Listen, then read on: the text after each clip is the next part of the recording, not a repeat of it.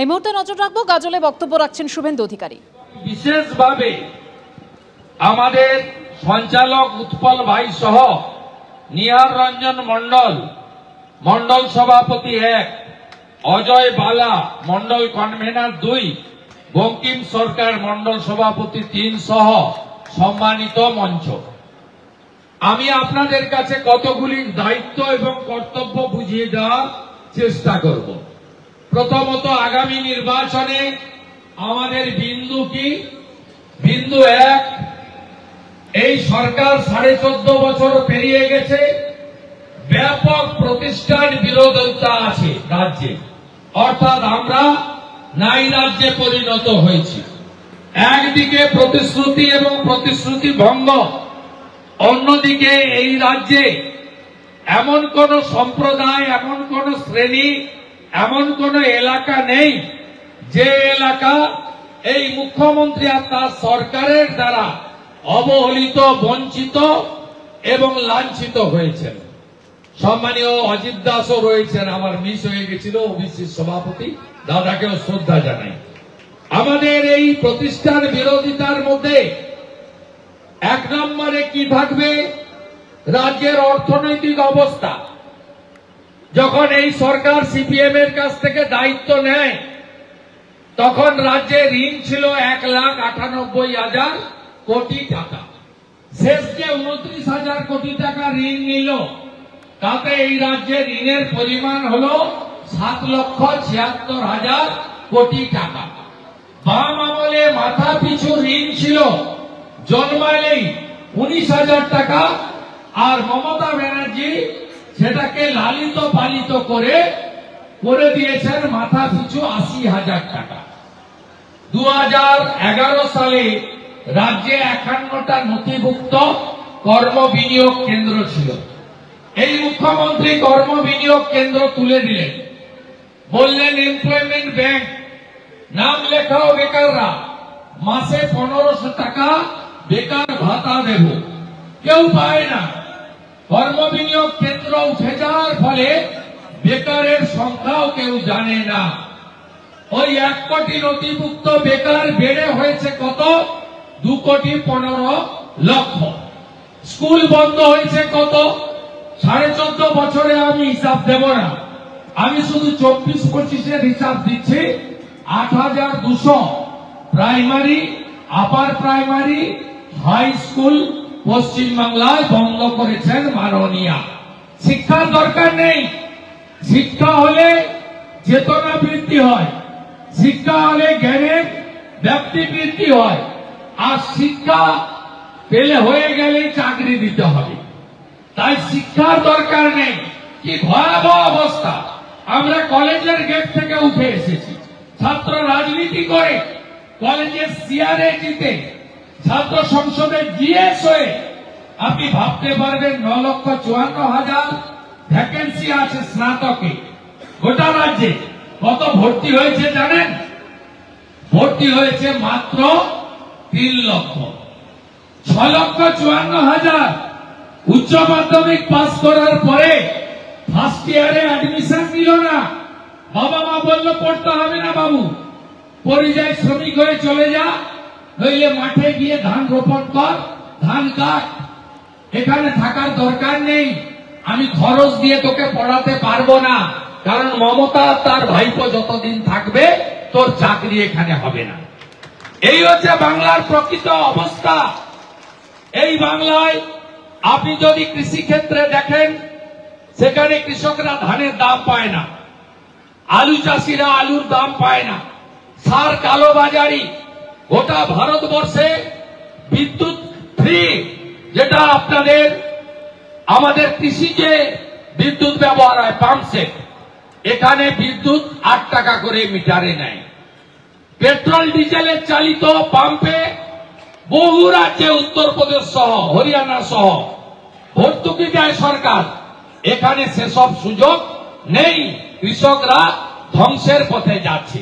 পরিযায়ী শ্রমিক কত? বাম রেখে গেছিল 5,20,000, ইনি করেছেন 60 লক্ষ পরিযায়ী শ্রমিক।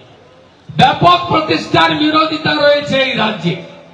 এই প্রতিষ্ঠান বিরোধিতার হাওয়াকে ঘূর্ণিঝড়ে পরিণত করতে হবে। মালদা জেলার মানুষ তৃণমূলকে এবং মমতা ব্যানার্জিকে ঘৃণা করে। আমি একটা সময় তৃণমূলের সঙ্গে ছিলাম, এই জেলার রাজনীতি আমি জানি। মমতা বন্দ্যোপাধ্যায়কে লোক পছন্দ করে না। 16 সালেও বিধানসভায় 12-0 করেছিল। এবারেও লোকসভা ভোটের হিসাব দেখবেন, 6টা সিটে এগিয়ে আছে বিজেপি, 6টা সিটে এগিয়ে আছে বাম কংগ্রেস জোট, তৃণমূল 0। একটা সিটেও লিড পায়নি, এক হরিশ্চন্দ্রপুরেও লিড নেই। ওই যে বড় বড় কথা বলে না, আমার গাড়ির দরজা খুলতো, ওর নাম আমি মুখে আনবো না, ও বেটা আরএসপি করতো। আমার গাড়ির দরজা খোলা আর আমাকে প্রণাম করা ওর ডিউটি ছিল, মালতীপুরের এমএলএ। আমি আজকে বলে গেলাম, ওখানে তো 75% মুসলিম ভোট। লোকসভাতেও লিড হয়নি, লোকসভাতে ওখানে জোট লিড পেয়েছে। এবারে দেখবেন 6 মাস পরে ওই বেটা প্রাক্তন এমএলএ প্যাড নিয়ে ঘুরবে। আর বিজেপি সরকার এলে 2 দিনের মধ্যে এই বেটাকে জেলে ঢোকাবো, 2 দিনের মধ্যে জেলে ঢোকাবো। ওর বড় বড় ভাষণ, মালদায় এলে ঠ্যাং ভেঙে দিব। আর এটা মালদাই গাজল। প্রতাপদা মিটিং করুন না, আমি মালতীপুরে জালালপুরে গিয়ে মিটিং করে আসতে পারি, আমাকে শেখাবেন না। তাজমুল হোসেন থেকে মালতীপুরের এমএলএ থেকে এদের ইতিহাস আর কেউ নাই জানুক, শুভেন্দু অধিকারী জানে, শুভেন্দু অধিকারী জানে। তাই এই জেলাতে এদের কিছু হবে না। আপনাদের এই জেলায় এবারে 12টার মধ্যে 11টা সিট জেতাতে হবে। ওই সুজাপুরটা হবে না, আমরা 8% মাত্র, ওরা 92%। বাকি সব সিট আমাদের জেতাতে হবে, এই শপথ আমাদের নিতে হবে। আমি আপনাদের কাছে বলি, প্রতিষ্ঠান বিরোধিতার সাথে সাথে বিকল্প সংকল্প। ঠিক ভোট ঘোষণা হলে ভারতীয় জনতা পার্টির জাতীয় নেতারা কলকাতায় এসে আমাদেরকে পাশে বসিয়ে সংকল্পপত্র দিয়ে যাবেন। 1.5 বছরে যে যে রাজ্যে ভোট হয়েছে, 1-2টি রাজ্য ছাড়া, তেলেঙ্গানা ঝাড়খণ্ড ছাড়া সব রাজ্যে বিজেপি জিতেছে। রাজস্থানে কংগ্রেস ছিল, বিজেপি জিতেছে। ছত্তিশগড়ে কংগ্রেস ছিল, বিজেপি জিতেছে। দিল্লিতে আপ ছিল, বিজেপি জিতেছে। অসংখ্য উদাহরণ রয়েছে।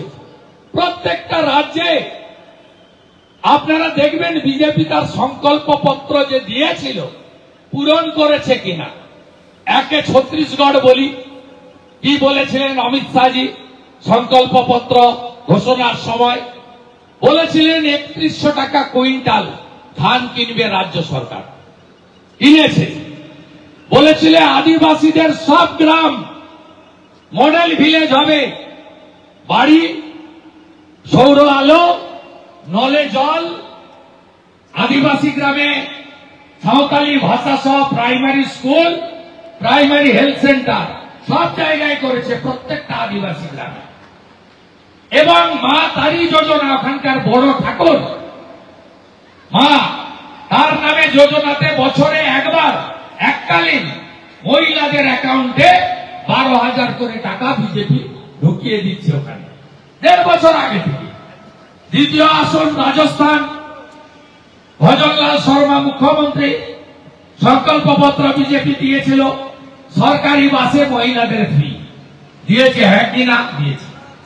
25 লক্ষ টাকা পর্যন্ত আয়ুষ্মান ভারতে চিকিৎসা ফ্রি দিয়েছে কি দেয়নি? দিয়েছে। 500 টাকার গ্যাস দিয়েছে কি দেয়নি? উত্তর হয়েছে দিয়েছে। খোঁজ নেন রাজস্থানে।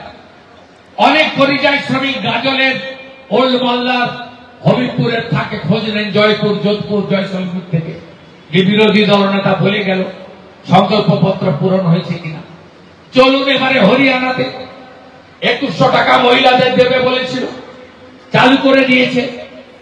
3,55,000 রাজ্য সরকারের ভ্যাকেন্সি ফাঁকা ছিল।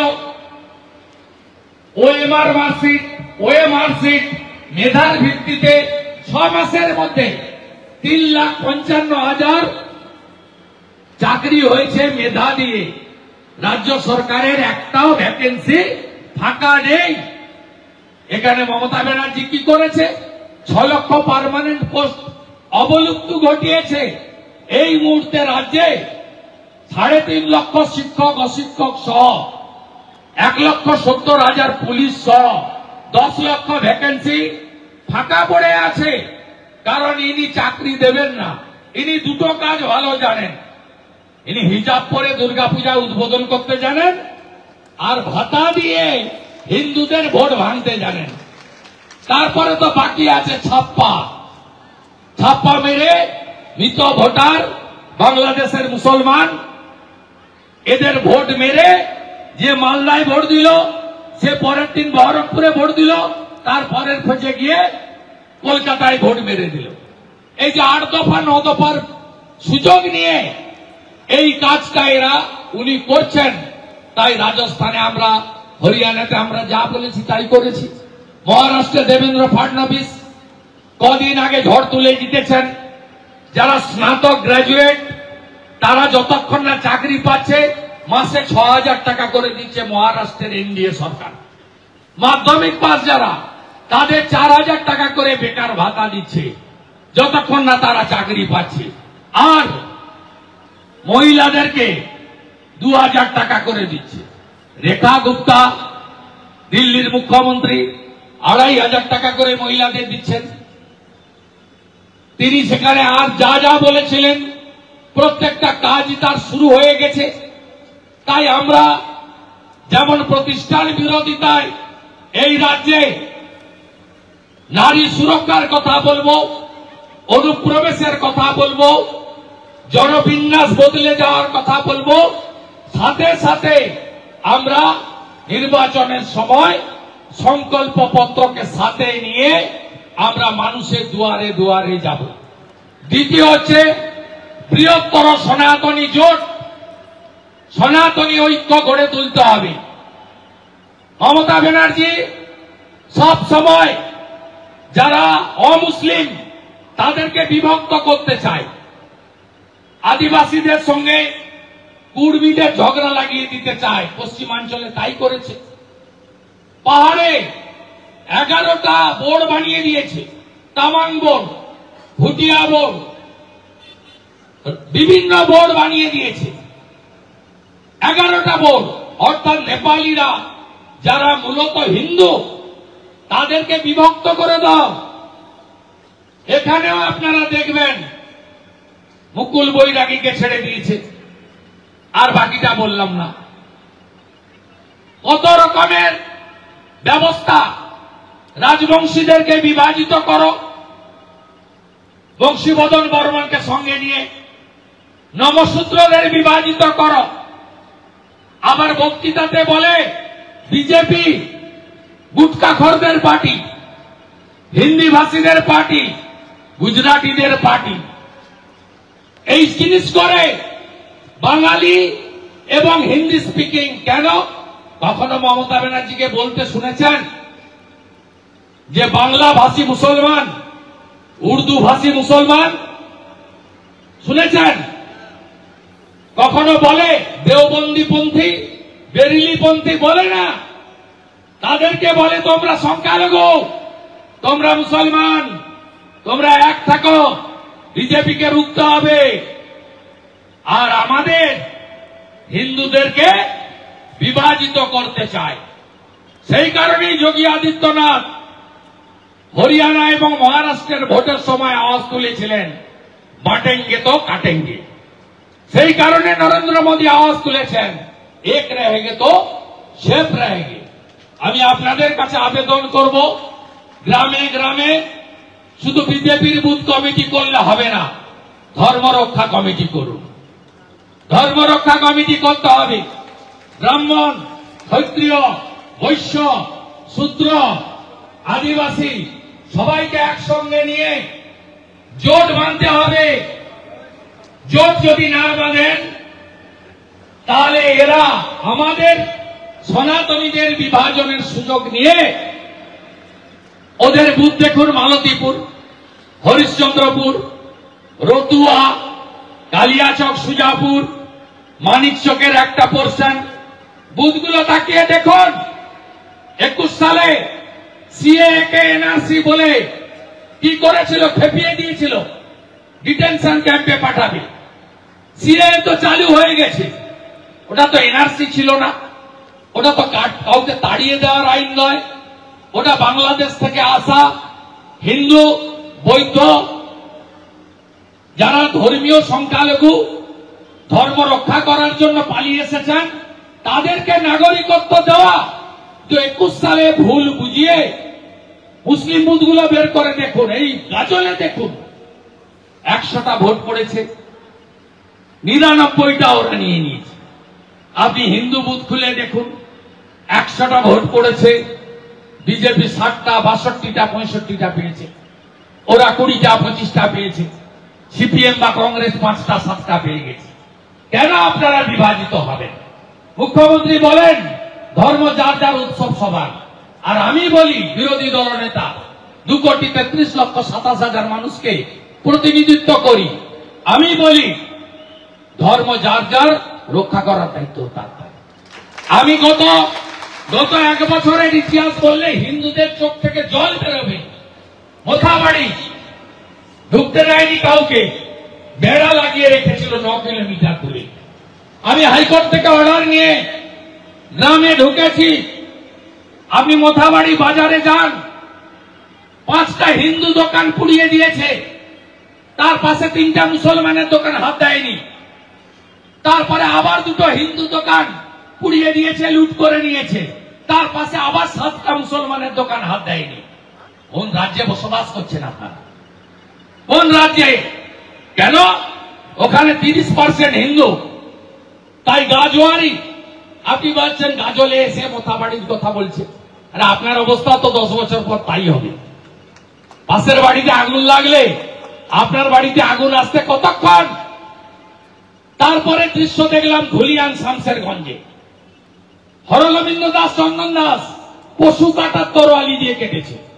সিপিএম এর লোক সেলিম সাহেব, মীনাক্ষী বোনরা এলেন, তারা কথা বলে চলে গেলেন। কি বলেছেন আমি জানি না। মমতা ব্যানার্জি লোক পাঠালেন, পুলিশ পাঠালেন টাকা দিয়ে। ওদের বাড়ির মেয়েরা বলল টাকা নেব না, বিচার চাই। মেরেছে তো তোমরা, কেন তোমার হাত থেকে টাকা নেব? সিপিএম এর লোক। আমি পৌঁছালাম, মমতা ব্যানার্জি বলেছিল 10 লাখ দেব। আমি বিজেপি থেকে চেক নিয়ে গেছি 10,01,000 আমার 2টো চেক ওরা নিল। আমি বললাম কেন নিলেন? আপনি তো সিপিএম করেন। বলে আমি তো সিপিএম করি বলে আমাকে মারেনি, আমি হিন্দু বলে আমাকে মেরেছে। আর হিন্দুদের যদি কেউ রক্ষা করতে পারে তার নাম হলো নরেন্দ্র মোদী। তাই আমাদের টাকা গ্রহণ করলো। সেখানে তৃণমূলের এক নেতা শামসেরগঞ্জে মেয়েকে বিয়ে দিবে বলে 5 লাখ টাকা জমিয়ে রেখেছিল, কুড়িয়ে দিয়েছে। আমি তাকে কলকাতায়, ওখানেও আমাকে হাইকোর্ট করে ঢুকতে হয়েছে, প্রথম ঢুকতে দেয়নি। তাকে ডেকে পোড়া টাকাগুলো আপনারা দেখেছেন টিভিতে, সোশ্যাল মিডিয়াতে। আমরা 5 লাখ টাকা তাকে একটা এনজিও থেকে দিয়েছি। তাকে যখন সাংবাদিক জিজ্ঞেস করে, বলো তৃণমূল বলে কোনো গন্ধ ছিল না মুর্শিদাবাদ, মালদাতে। 98 সালে আমি শামসেরগঞ্জে আমার হোটেল আছে, ছোট্ট একটা জায়গা দিয়েছিলাম তৃণমূলের ব্লকের অফিস করার জন্য। আমার বাড়িতে অফিস। আমার মেয়ের বিয়ে দেওয়ার টাকাটা পুড়িয়ে দিল। কেন পুড়িয়ে দিল? তার কারণ আমি হিন্দু।